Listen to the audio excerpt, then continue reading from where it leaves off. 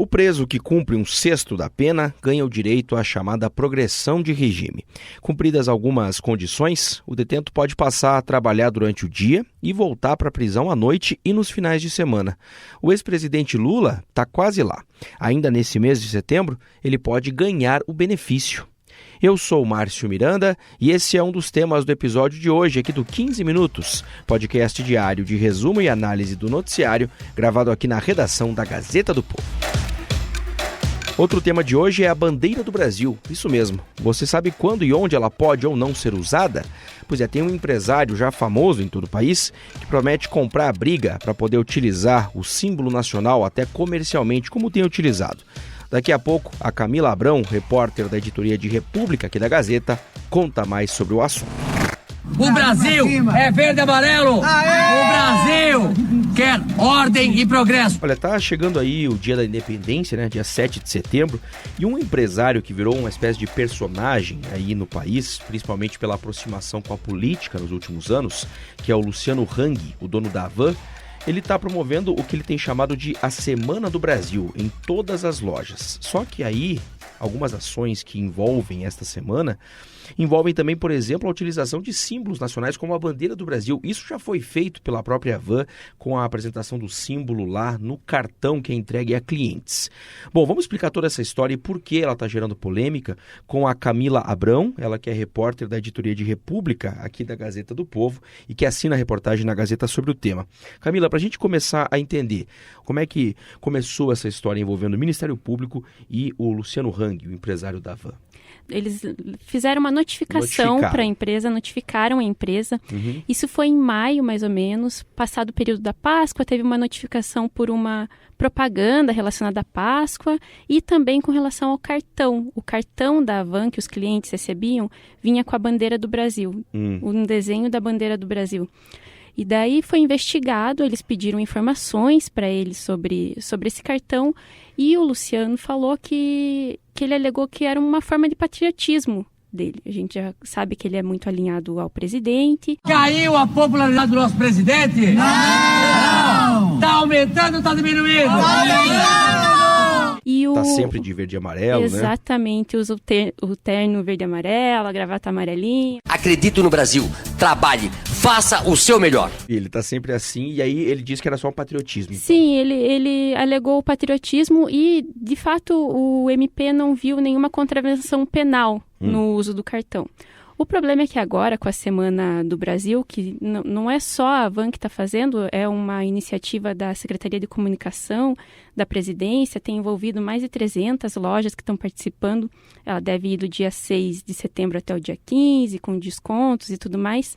Queremos convidar todos os varejistas, todos os brasileiros, para juntos, do dia 6 ao dia 15, festejarmos a Semana do Brasil.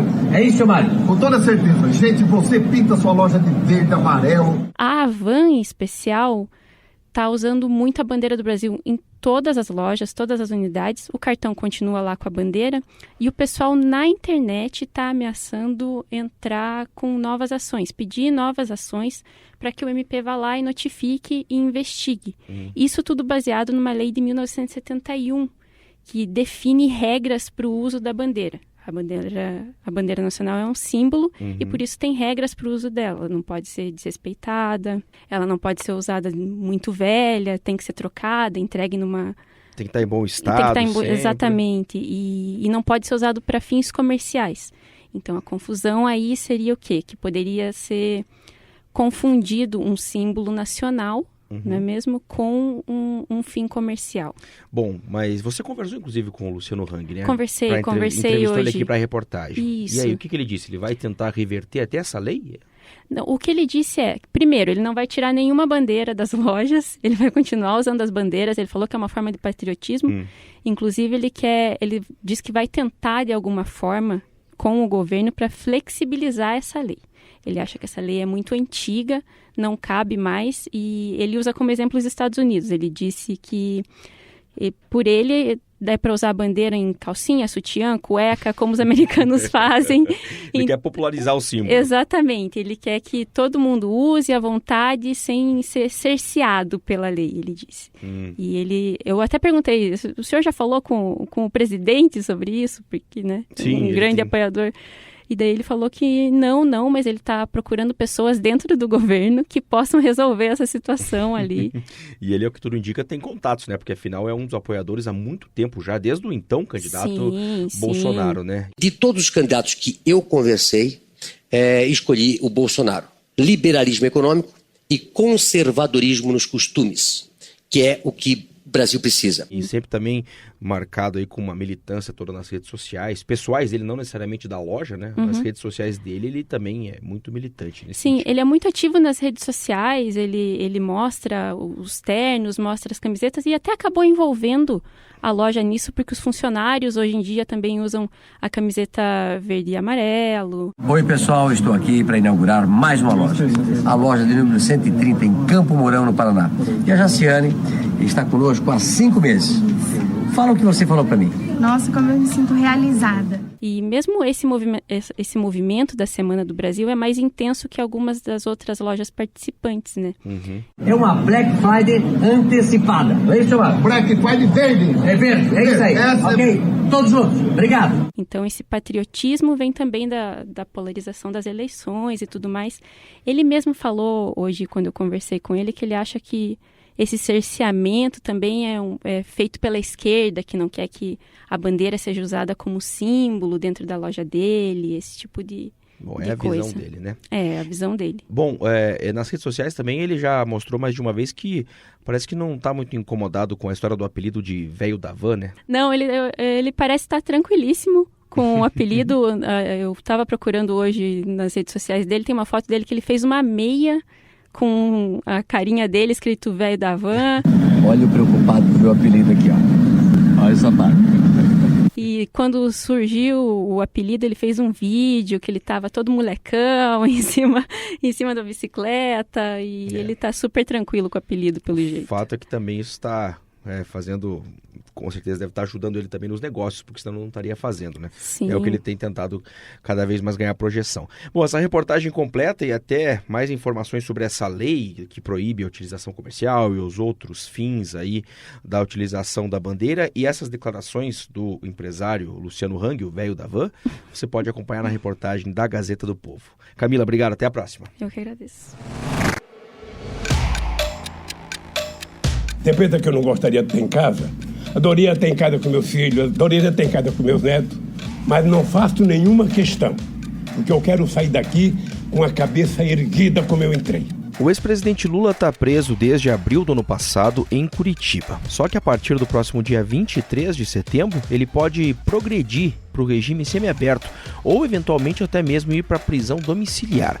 A Kelly Cadanos é editora de República aqui da Gazeta e conversa comigo direto de Brasília sobre este assunto, até para a gente entender o que pode acontecer.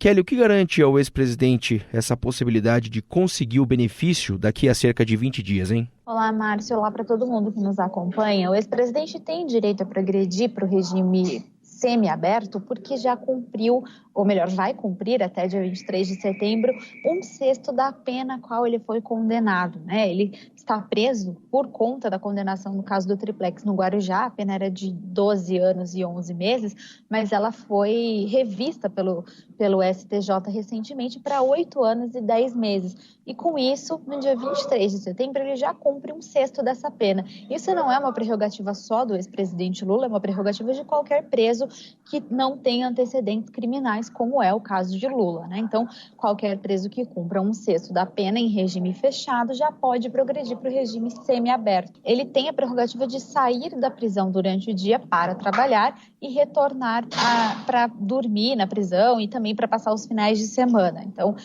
funcionaria dessa forma. Normalmente, o cumprimento do regime semiaberto acontece em estabelecimento penal industrial ou em alguma colônia penal agrícola. Não é o caso do ex-presidente, porque ele está preso na Superintendência da Polícia Federal, portanto, ele pode conseguir um emprego mostrar isso para a juíza Carolina Lebos, que é responsável pela execução da pena dele, e aí ela autoriza o cumprimento do regime semiaberto para que ele possa sair da Polícia Federal para trabalhar durante o dia. Ele trabalharia alguma coisa em Curitiba e sairia durante o dia para trabalhar, voltaria para a Polícia Federal à noite para passar a noite na superintendência e também nos finais de semana. Seria assim que funcionaria para ele, não envolveria a princípio uma troca de estabelecimento penal, né?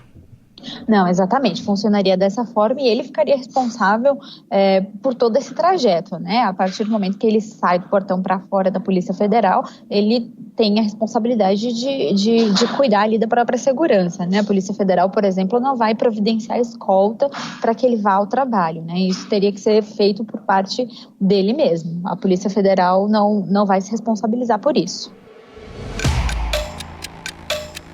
O Kelly, na reportagem que você assina sobre o assunto, também tem a possibilidade ou tem uma informação sobre o que seria uma eventual possibilidade de a progressão ser para regime domiciliar. Como é que funcionaria isso e por quê?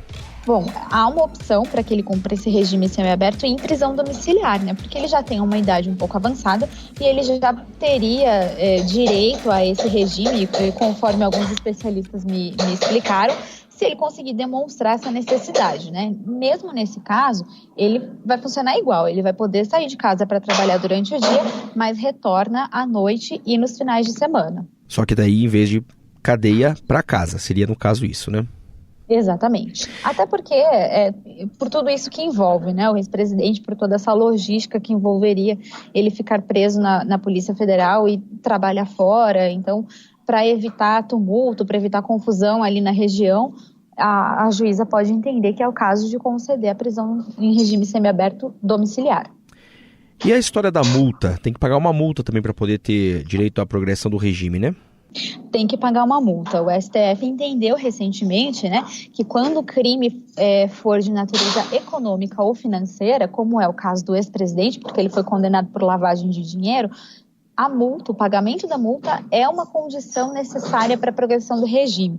Ele foi condenado a pagar uma multa de 2,5 milhões, segundo os cálculos do STJ, mas a juíza Carolina Lebos, ela recalculou esse valor, atualizou esse valor, e a nova multa, né, o novo valor que o ex-presidente teria que desembolsar é de pouco mais de 4 milhões de reais. E para conseguir esse dinheiro? Aí é que tá, né? Todos os bens do ex-presidente estão bloqueados, então, em tese, ele não teria como pagar essa multa, até porque a Polícia Federal, o Ministério Público, não encontraram nas contas do ex-presidente um valor equivalente a esses 4 milhões de reais. Mas amigos do ex-presidente já estão pensando em fazer uma vaquinha para tentar ajudá-lo a conseguir esse valor. E se a gente lembrar, o outro petista, né, também fez a mesma coisa, né? O ex-ministro José Dirceu, ele também conseguiu, através de uma vaquinha, o dinheiro para pagar uma multa de cerca de R$1 milhão para que ele pudesse progredir a pena do mensalão, né? Isso foi em 2014.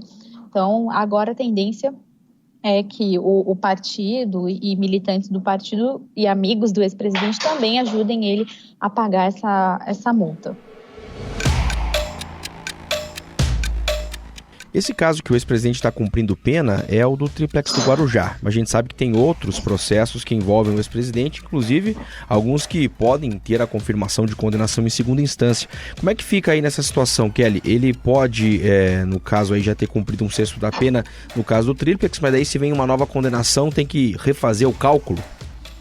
Exatamente, o cálculo ele é feito a partir da condenação em segunda instância. Então, por exemplo, atualmente ele só tem uma condenação, que é essa de 8 anos. Então, ele vai cumprir 1/6 dessa pena no dia 23 de setembro e já pode progredir para o regime semiaberto.